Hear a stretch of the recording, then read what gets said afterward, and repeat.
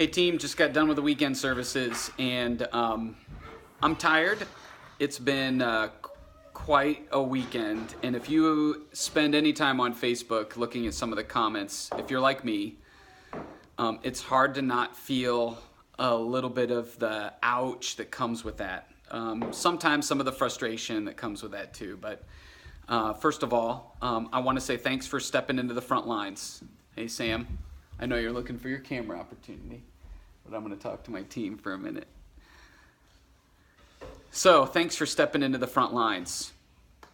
It's important for me to acknowledge that I realize in an attempt to keep this secret, to keep the effectiveness of the Fool in play, we kept the information to a relatively small team.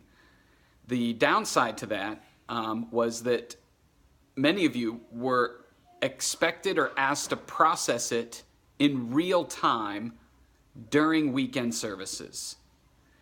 So that probably means we put some of you in an awkward position, and I feel bad about that. That's on me.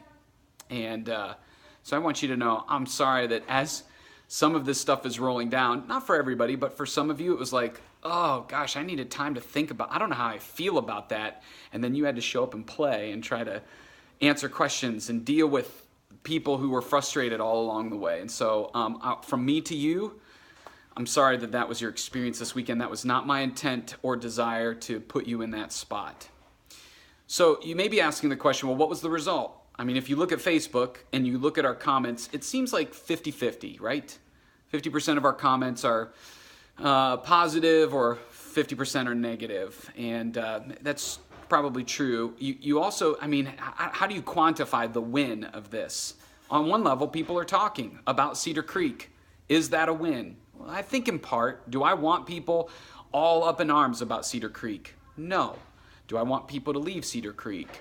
No, not really. However, I do think this has given us an opportunity to clarify what kind of church we are and what kind of people really matter to us and what it means to be a part of Team Cedar Creek. I love how it has galvanized some of our staff members around things that we used to do more frequently. I just started going through a history of some of these moments that I have been through that not all of you have. You haven't experienced this before, so this was a first. Like, how do we deal with people who are mad at our church, maybe even loved ones who are mad at our church that you're on staff with, right? How do you deal with that? I mean, when we did My God Made Sex, man, that was tough. I remember dealing with emails and parents glorifying sex and blah, blah, blah. When we did Happy Hour, and we brought in kegs to our weekends. So do you remember that? We gave coasters, cozies away that had Happy Hour logo on it. And we were serving root beer with frosted mugs at South Toledo. I mean, that was controversial. We did the God Hates Cedar Creek, or Satan Hates Cedar Creek, not God Hates Cedar Creek, Satan Hates Cedar Creek campaign. That created controversy, especially when we used the word suck on a billboard. And then, you know, We're Not Your Mother's Church, the first time we played a secular song at a weekend service. You know, I've been experiencing bits and pieces of this for the last 17 years. And in fact, it's what really attracted me to Cedar Creek.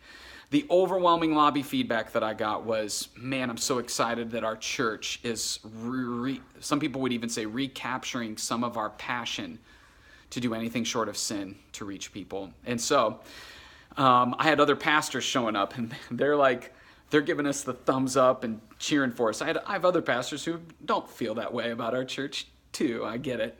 So anyway, I just wanted to relay some of those messages on to you. Obviously, the reason this is so personal for me was because this is the kind of church that impacted my life. And maybe your life, or maybe somebody in your life that you know about. And so, as we prepare for Easter, I don't think that the April Fools is going to bring first-time guests to our church. Obviously, it didn't impact our attendance this weekend. But I do believe it'll change how our Easter invites land. We won't just be one of the many churches. Cedar Creek will cause a little curiosity as people see our ads or see our You Matter signs that I saw on our way home. It's going to change the way we do the impact of our series afterwards that talks about overcoming life's personal villains. I think that's going to hit some people right where they're at. So from me to you, just wanted to say thanks for stepping up and stepping in with me. If you have questions about it, process with me or send me an email or talk to your direct report and talk it through with them. I know they would love to talk about it. And the truth is, at the end of the day, you matter. We're thankful for you guys. So, Mary says hi. Hi. You matter. You matter. I love you guys. We'll see you this week.